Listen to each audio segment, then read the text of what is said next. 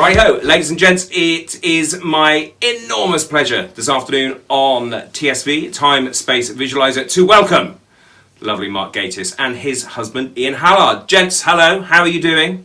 At what stage did you know you were going to be involved with the actual writing of Who, with The Unquiet Dead? I got a call Christmas 2003, the best Christmas present I could ever imagine. Russell T Davies. Now, it's so, I wish I could remember.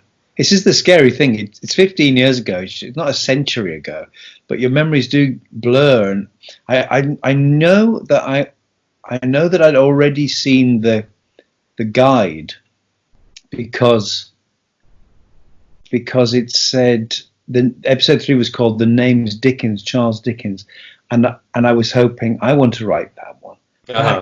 I can't remember how I'd seen it, whether it had been sent to me or whatever. But anyway, then I got a call from Russell, and he said, "I want you to.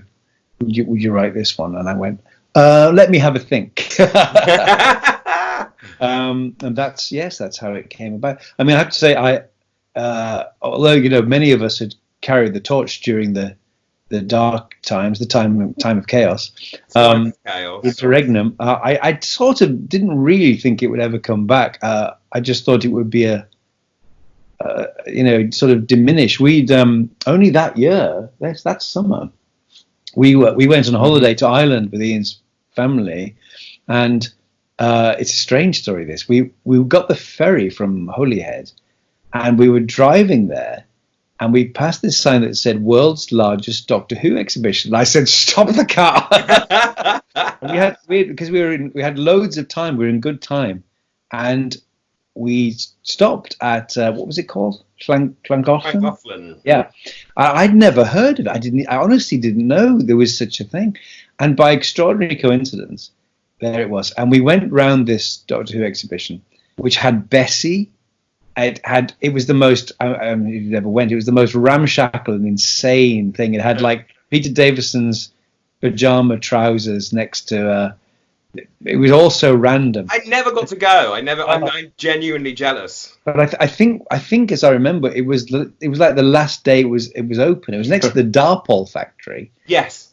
And it was just the end of everything. There were a few people traipsing around with bewildered children who didn't know what was going on.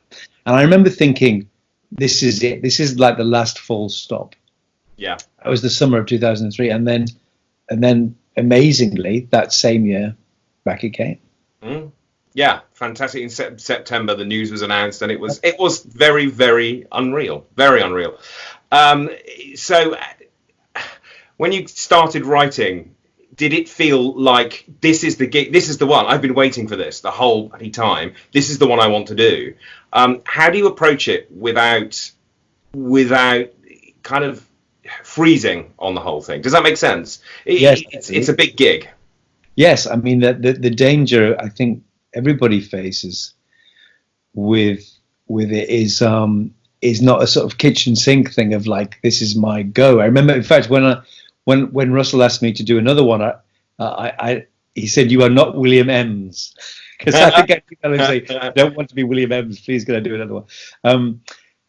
But yes, I think that's the thing. Just actually writing interior TARDIS for the first time, knowing it might possibly happen, as opposed to just writing in your bedroom, or because I'd written 2 Big Finish stories as well, so I'd sort of I'd done it in that sense, or as near as damn it, but knowing it was the real thing. And then of course the big question really was just how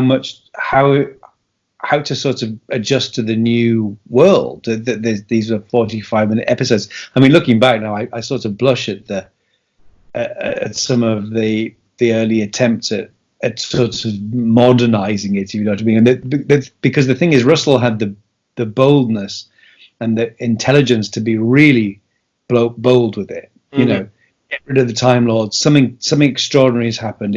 It was all about focusing it on the new audience, which is what it obviously always should be. You can't rely on old knowledge. And of course, but inevitably we were sort of still stuck in a sort of 4-part mindset. I remember doing the first draft, I think, and the Doctor and Rose arrive in Cardiff, and I did that bit where Rose puts her foot in the snow and that footprint in the past and all that. And then they go back into the TARDIS, and then Russell said to me, why did they go back in? I went, no, it's because it's 4 parts, because it that's what you do, isn't it? Yeah. You got to make it last somehow. And of course that was the wonderfully radical thing about it. The essentially the old episode 1 was boiled down into the pre-titles. And talking of which, I have.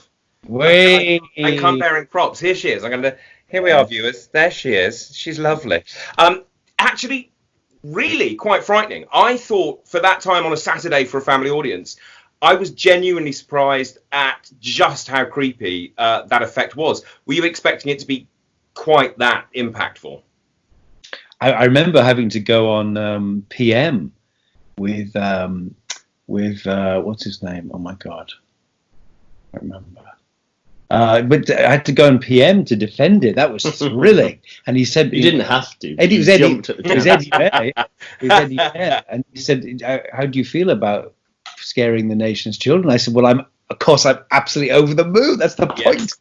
So no, I was really thrilled at the way that came out, actually, and just the sheer scariness of it, I suppose.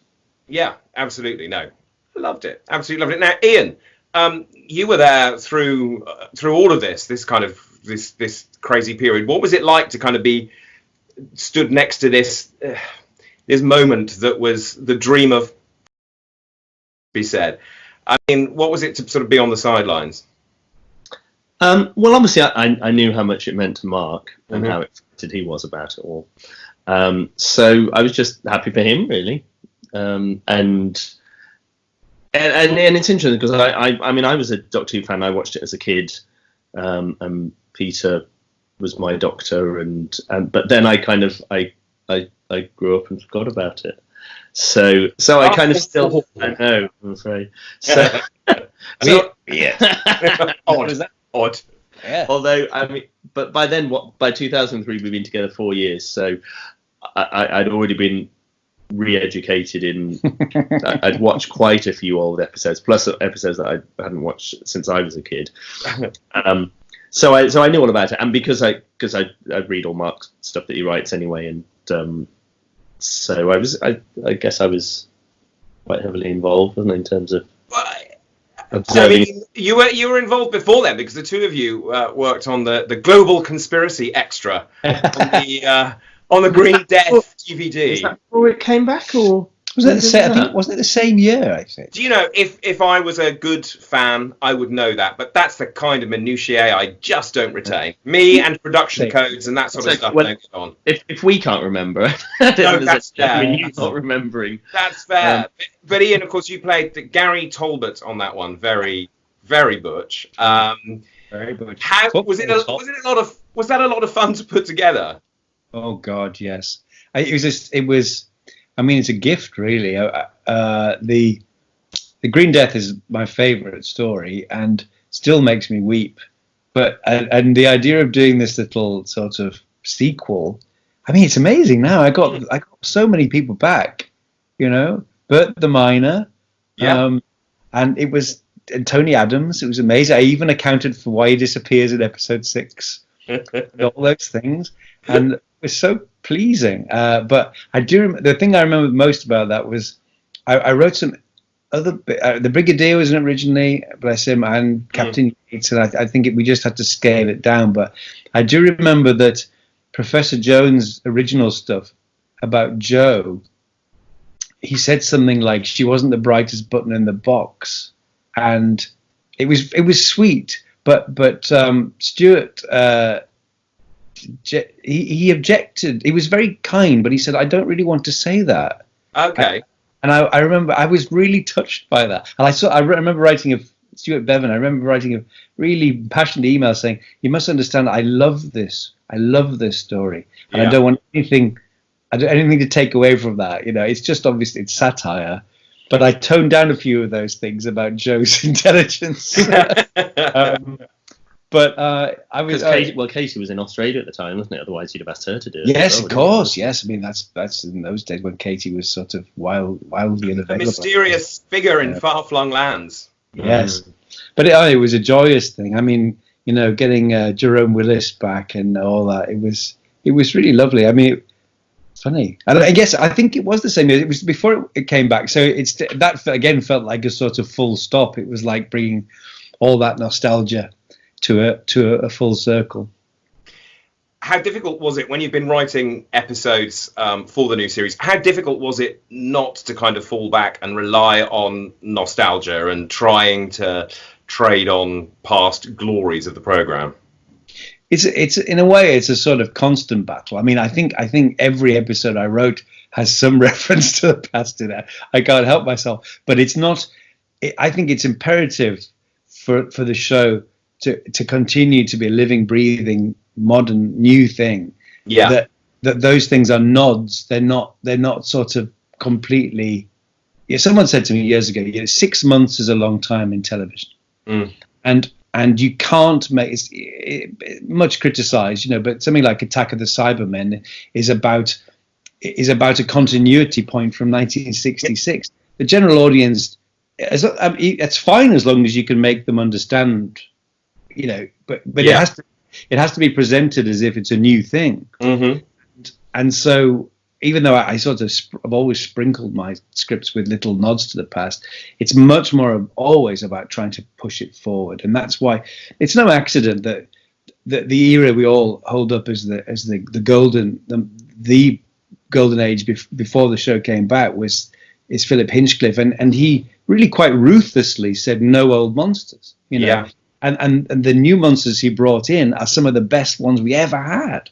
Yeah. The Zygons, the Wirren, the Crinoid. It's amazing, one after another, And he really went for it, and that I think is the key to the longevity of the show. You have to risk the ire of the fanboys and girls in order to say to the new audience, this is what the show is, and I think that's key to its life and its health, is that you periodically just go, it's about a strange alien in a police box, and you just redo it. It constantly reboots itself, not just through the leading actor, but I'm just looking at our dog, who's very, very beautiful. Oh.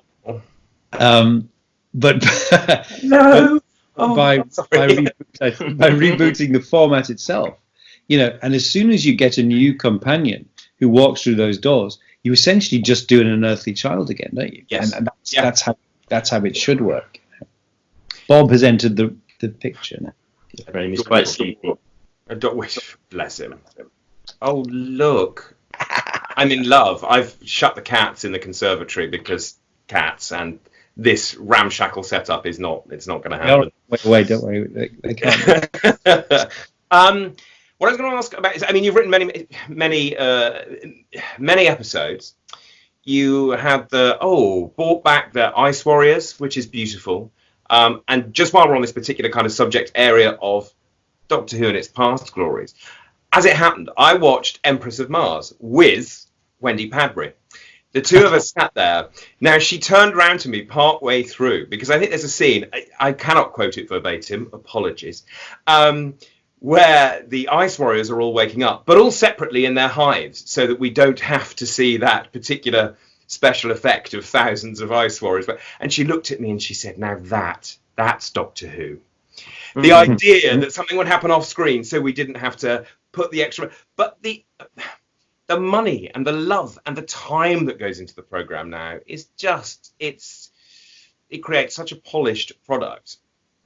Is there a risk with those kinds of television programs that you leave behind the heart and soul of what something is? When you're writing it, do you bear in mind, that's going to be kind of 2 or 3 minutes filled by an effect, or do you worry about that later, pare down the writing later on?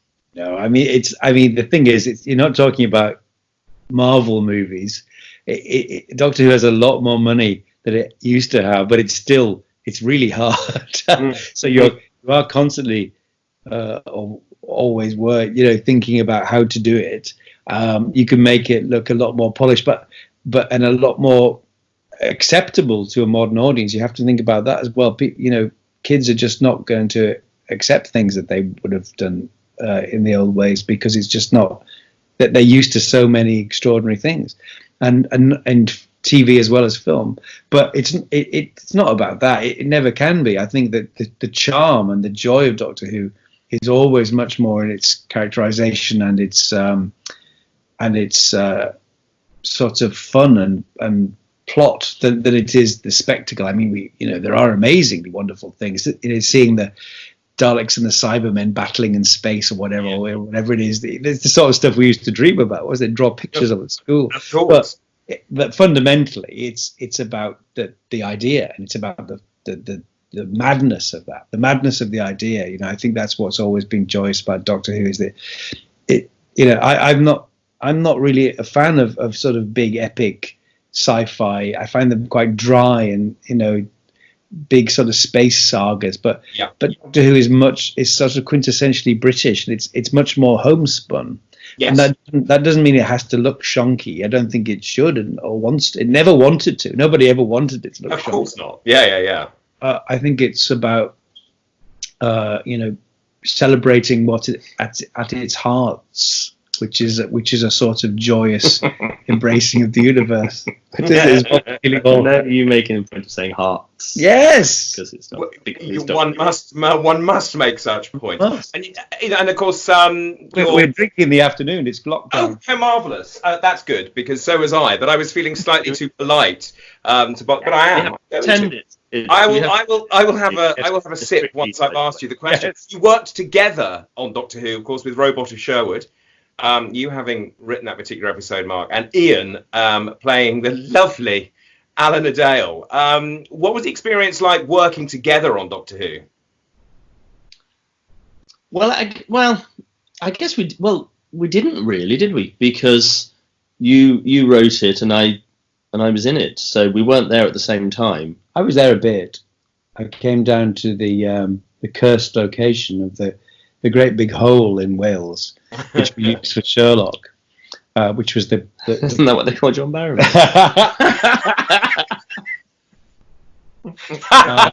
That was Robin Hood's. That was Robin Hood's encampment, wasn't it? But I managed to visit every single episode of mine for at least once or twice, except weirdly Empress of Mars, which I couldn't. I was filming the League of Gentlemen. I think I couldn't get away. Mm-hmm. But I came down for several days because it was Peter Capaldi's birthday. Remember that very well, and all that stuff in the camp when he's taking the tests. Mm-hmm. Yeah, but yes, it was a very joyous thing. Wasn't it? Well, the most joyous thing about it was I remember you writing it because it was supposed to be this idyllic, beautiful. Well, because it was required by the plot, wasn't it? Initially, this idyllic scene, and I remember him writing how this gorgeous sort of sun-dappled glade, and then we found out that it was going to be shot in April. I mean, you were already chancing your arm in Cardiff in the first place that it wouldn't be pissing it down, but especially when we found out it was going to be April, and then we had a beautiful weather for the entire shoot. Yes, I remember Brian Minchin emailing me saying we're going to.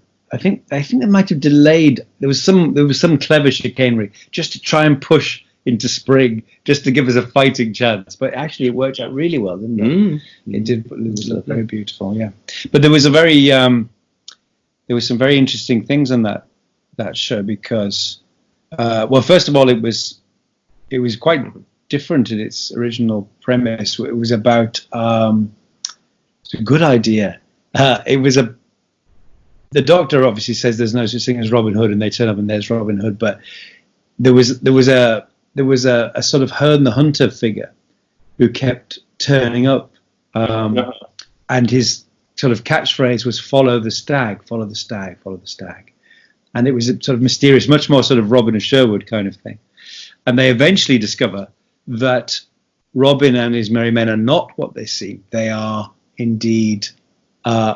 They're on a stag weekend in the future, organised by a company called Chronolidays, which offers time-travelling holidays. And they've got stuck in a perpetual loop. and the stag is a sort of avatar which is meant to sort of keep them on track, but they've been basically trapped in these personas forever. I remember saying to Stephen when he said, no, but I think he should just be Robin Hood. I said, okay, but I'm going to use that as an Adam Sandler film one of these days.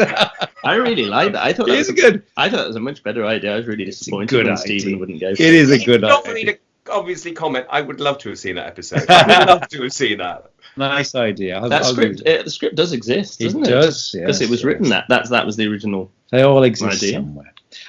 Yeah, but it was a very lovely one. Actually, it was great fun, and I tell you what, one of the things I always remember about it. We went to our friend's wedding a week after it had been on, the Saturday after, in fact, and Tabby's boys were spoon fighting in the background at the wedding, and I remember thinking, job done.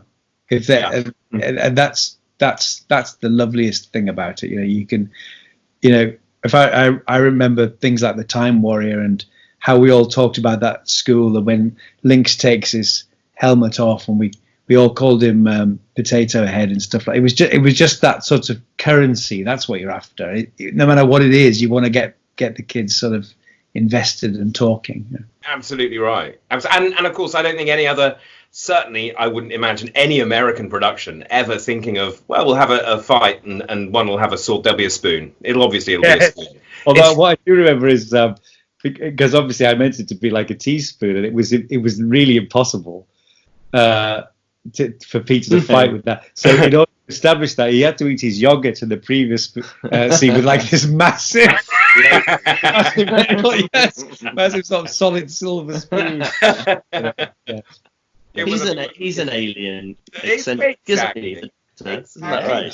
Exactly that. And what was it like to perform in that particular one, Ian? Knowing that hubby had written the words. Yeah, it was fun. I thought the words were quite good. But the funny thing was, it was one of Peter's first ones. It was only his third episode, and I think it was about the third one he'd shot as well. And I really felt for him, because any filming you do, the atmosphere, well, any film or theatre or anything like that, the atmosphere is often set by the character of your lead, and whether they're nice or not, and how they treat people. And Peter was lovely, because he's a very nice, kind man. But I did feel for him, because he was coming around and kind of welcoming everyone. But he was also the new boy, so there were most of the crew had been there since it first came back. So they'd been there for how many years was that? 7, 8 years? More than that. 10 years. Yeah. So and even Jenna had obviously done it for a couple of years before him. So I could see him sort of not struggling at all. He did it very elegantly, but I could see him kind of slightly, because he's a naturally kind of diffident. He's not a big extrovert either, diffident man, having to kind of slightly think, I've got to be the sort of leading man here and welcome everyone. And I suppose simply because as well his career, he's played kind of character roles, more quirky characters, so it potentially wasn't something that he'd done a lot of. But he was utterly charming. But I did thought that was sort of an interesting thing, this role that was sort of suddenly thrust upon him. He still did it nonetheless. But I think also, Peter's lineage, he knew how much that role was vital. That John Pertwee and Tom Baker had that whole the company leader. It's really important and sets the tone, and it's very important to welcome guest artists into your show, and he's utterly brilliant at that. It was very happy. It was a really, really fun one. And then we had this extraordinary sort of postscript, because in the story, the actual robot of Sherwood is the Sheriff of Nottingham, and in their climactic sword fight, he's beheaded. Yes. And his head continues talking in classic style. And then 24 hours, no, in fact, the day of transmission, was out running, and I got a call from Brian Minchin, because there was this terrible incident with ISIS, and he said, we can't do it, we can't show it. And I went, oh God, of course we can't. and I rang Ben Miller and explained to him everyone was very supportive. And He did mean you can't show the beheading though, not yes, you can't yes, show yes. the whole episode. Yes, we could show the beheading, and so it was hastily re-edited. Yeah, it was strange. I mean, just very strange to think how real life impacts upon things, isn't it? Yeah, absolutely. And I think there was a surprise in that it wasn't then subsequently included within the episode when that was released. I honestly don't. I really don't understand that. I was sort of promised that it would be restored because it made no. Why would it have any impact 6 months later? Absolutely. But it remains. I'm gonna redo it in 20 years' time when I'm elderly, and put it back in and really mess everything up, because that's the style. That's what you have to do. That's absolutely what needs to be done. One thing, from a personal point of view, sorry viewers at home, from a personal point of view, Christmas Just Gone, beautiful M.R. James adaptation. I adore James, and I've loved all the work that you've been involved with, particularly that exquisite documentary, which I may have rewatched more than once. But I loved Martin's Close at Christmas. That was wonderful. And again, Mark, something that you wrote, and Ian that you played a part in. How did that all come about anyway? Is that just something you go on about all the time, a ghost story for Christmas? Yes. I mean, I'd make one for a year for the rest of my life if I was allowed to. I mean, I've got one ready to go, which we were hoping to shoot in May. Oh, but I don't. Who knows? Who knows? Who knows what's going to be like? I might have to just sit in a chair and broadcast live on Christmas Eve. Oh, golly, do it as a Jeff and Nori. Yes, why not? Or Spine Chillers. Do you remember that? Oh yes. Yeah. Oh, hello. Now we're talking. Very good. Yes. Well, I mean, they're my favourite things, ghost stories, and the Christmas ghost story tradition. I was rather thrilled last year when the press around Martin's Close said, "Oh, this is a tradition now, the Mark Gatiss ghost story." Well, that's all I want. We've done two, well, three actually with Tractate Minute, but two in a row definitely makes tradition. So, amongst many reasons to beat the coronavirus, we've got to get on with it. Yeah. Yes. Yeah. But not just James. I mean, the thing is, he's absolutely the master, and there are lots of wonderful stories of his still to do. Actually, Count Magnus, which I'm always as long as they're cheap. Cheap. And Casting the Runes, of course, is never really considered because Night of the Demon is such a masterpiece. But actually, it would be also very nice to do that. But there are lots of other writers I'd love to tackle, and also original stories. You know, it's a strand which needs to be preserved, and it obviously brings people great joy, I think. Merry Christmas to all of you at home. It is. It's wonderful. Ian, how was it for you performing in that one? It was such a lovely little period piece. I mean, how did you find it? Oh, well, fine. I mean, I wasn't supposed to be in it, was I? But then, basically, because they're always done on with no money, there was a part that you were going to have to cut because you couldn't afford an actor. So I said, oh well, I'll do it rather than having to cut it completely. You were paid. I wasn't. You're not? No. Gosh. Equity is listening. Please close your ears now. But no, it was fun. And yeah, so it was very warm. Hottest 4 days of the year. Yes. And Peter again, of course. Yes, yeah, and lots of sort of lovely friends and people I'd known and had worked with before. Sarah Crowe, James Holmes. So yes, it was Elliot Levy being outrageous. Yes. But beautiful. So please do, if you get the chance, please do more. Please do more. I'm here, but then we are all here. It's ready. It's ready to go, but it's just dependent on whether there will be a television industry. Whether we are ever allowed out of the house again. Yes. Or if we are forever going to wander the landscape looking like Carolyn Seymour. I don't know. Right. I've got questions from over the world, across the globe. People have been sending in questions. So We're going to go for some of these. Some are, well, you know what it's like. I want to run this like I would if I was at a convention. So let's have questions from the floor, as it were. So, do we have to wait lots of time for them to be past the microphone? Yes. Pause. Yeah. No, I just get people to shout. If I can't hear them, they have to shout. If I can't hear them, then sorry, your question is not relevant. So I have one from Olympia Petrudzella, I believe. Mark, she says, will you and Stephen Moffat write a sitcom together? No. No.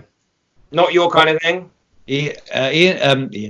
Stephen has written a play, very funny play. Mixed up with the other husband. Yes. Stephen has written a very funny play, which I am supposed to be directing in the summer. God willing. Indeed. That's close to it. It is, yes. Sitcom. It's very funny. It is very funny, yes. It is quite close to a sitcom. So that it's called The Unfriend, and if the fates are with us, it will be on in Chichester over the summer. Lovely. Fingers crossed, fates willing, as you say. This one is from Josephine. Josephine T. I'm guessing that she's not a member of the Happiness Patrol, but who knows? Yeah. Josephine T. from. Sorry, Ian. That may well have just. I may have lost you completely there with that one. This is Josephine T. from Germany. Mark, you recently mentioned that you have rekindled your love for art again. Are there any art mediums you want to try, such as working with clay or digital art even? Or are you happy with oil paints and charcoal? I am.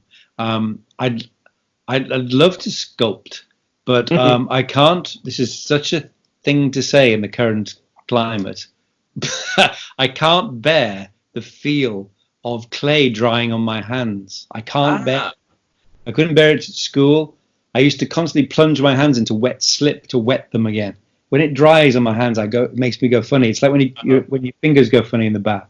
Yeah. So that stops me, I'm afraid. And digital, I'm in awe of people who can do it digitally, but I don't think it's for me. I like actually getting my hands dirty, so that's why I stick with oil. That's the best way. Ian, do you paint? I dabbled in watercolors when I did a play about 18 months ago about Hogarth the painter, and the writer gave us all little tiny little canvases and painting sets as a first night gift, and then everybody in the cast we got a little bit competitive and started doing tiny little paintings. So I did one, and then at the end they actually got a professional painter, and who was a friend of the writer, and she came and judged them, and I won the competition. But I then got some watercolors at the end of last year and had a go at doing a painting for Mark's birthday, and it's terrible, isn't it? It's not terrible. It's currently in our bedroom, turned against the wall. That's how terrible this is. That's just because there's no space. No, it's the space. I'm amused by that's what it is. It's the space. It's the space. I think my talent only works on really tiny canvases. There's nothing wrong with that. Many people paint small. Miniaturist. There we are. That's what you are. A miniaturist. How beautiful. Ian, this one's for you. This is from Martina. Brace yourself. Have you already tried to make polenta that she gave you in December, or is it still in a remote corner of your kitchen? That is Martina, a member of the Italians. Yes, it's quite a big group. There's a lot of yes. Well, I hope she's all right at the moment. I can be dishonest or honest. I have made it. And honest. Things are so serious that I even cooked the other night. So I think it's quite possible we will be making polenta soon. I'm saving it. I'm saving it for when I get really bored. Love a bit of polenta. I thoroughly recommend it. Learn. Do the polenta. What have we got here? David Yule. I think I might know the answer to this one, but I'd like to answer it. David Yule. He says, Mark, was there ever any serious consideration given to a Who Sherlock crossover? Never. No. I thought that. So his follow-up question is, would such a thing ever truly be able to live up to anyone's expectation? No. So what was the point of even thinking about it? Someone did a rather brilliant thing online where the TARDIS appeared in Baker Street, matching footage of Benedict and Martin and Matt Smith. Yeah. And it was, I mean, brilliantly done for what, for whatever purpose there is in it. Yeah. But, if people ever wanted such a thing, they'd only complain when it wasn't what they hoped it would be. Surely not. Genuinely, since I was a little boy, since I was a tiny Doctor Who fan, I've hated the idea of things crossing over. Oh, come on. What was the EastEnders one? Dimensions in Time. Yeah. I rest my case. But I don't even mean that. Not even meant to be that. I remember, I loved Star Trek as a child. I remember, people thinking or talking about why couldn't the TARDIS appear? It's like, no, don't. That's not right. That's it's muddled. There's an absolute obsession with it about people mixing it all together. And I can tell you the trouble is when you mix things like oil paint or plasticine in the wrong ways, they just come out as a sort of purpley brown smudge. What a beautiful way of putting it. Yes. Putting it. Who wants that? The one that never happened, that was very much on the cards, was the Daleks turning up in Blake 7. Oh yes, well, but that's Terry Nation just trying to maximize his pension, isn't it? Absolutely. Very different thing. Imagine if that had happened.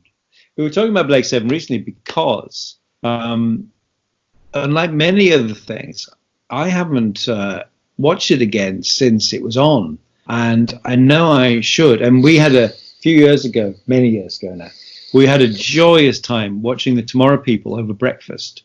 It was so brilliant. I remember when we got to the end of it, I said we should watch Blake 7 next. And over many breakfasts. Yes. It wasn't just like one man. The longest breakfast known to humanity. Yes.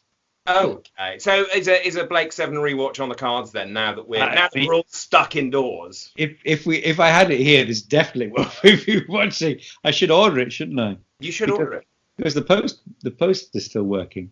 It is. Maybe the BBC have been putting up old series. Is that one of them? Do you think? No, probably not. Yeah, not yet. Sadly. I'm just having something handed to me that sounded rude, by my glamorous assistant, my fiance, who is just over there. Thank you, darling. He has passed me this. What's that? Oh, bless him. This is a question specifically from him that I'd forgotten to ask. Mark, this is for you. This is from Dan in Norwich. It's one of those very simple questions, but he's desperate to know. What was it like working with the Daleks at the side of it? Well, no. What was it like working with Julia Davis? Oh, ghastly. What can I say? I was texting Julia yesterday, we went to Thailand before all this, and we went down this very funny street with pole dancing girls, and I took a video and I sent it to Julia the other day, just going, saw this and thought of you. Well, it was always an extraordinary, dangerous joy working with Julia, because from the first thing we did together, which was Sex, Lies and the Potato Men, we simply couldn't stop laughing, and it went through into Nighty Night, and I couldn't. We just couldn't get through it for laughing, and the finished footage is just what was broadcastable. You can still see that we can barely keep it together, and we went through those things. It's always amazing if you make the crew laugh and everything, but there's always a point where you hope you can sort of sober up, not because we were drinking, just stop laughing. And the director and the crew were laughing, and then they sort of got over it, and we just couldn't. And it was sort of painful. I mean, oh my God. I remember one episode where I was in bed and Julie had to come in to say, I'd left a little present in the toilet or something, and I said I had a lambooner the night before, and we had to film it separately. She had to go out the room, and I did my bits, and then she did her. We simply couldn't get through it. So it's always a and then when I did Sally Forever last time we worked together, it was just contagiously dangerous. I couldn't get through it, and I was doing a gynecological examination, and on either side of me, I could see Julia bent over laughing. I don't know how we get through it. Anyway, always a joy. Oh bless! Dan is now a happy man. He's putting his thumbs up and saying thank you. So I was actually this will never happen. But Julia was saying to me, she was texting me, what are we going to do? And I said, why don't you do the Jill Tyrrell Isolation Diaries? Yes. I said that, and I said, look, I haven't got the wig, and I have to shave my beard, but I've got the teeth. I can do some badly framed Glenn. But he would badly frame it. Like Skyping your parents, it would be so off. Anyway, I've put that out into the universe like Noel Edmonds and see what happens. Yes, tell her there's at least 2 people we'd watch. So this is good. Gentlemen, I want to say a huge thank you from everyone here at Fantom Films and Time Space Visualiser. And I'd like to think that the people at home, as if they would at a convention, will give you a huge round of applause. So, ladies and gentlemen, that is Mark Gatiss and Ian Hallard. Thank you both.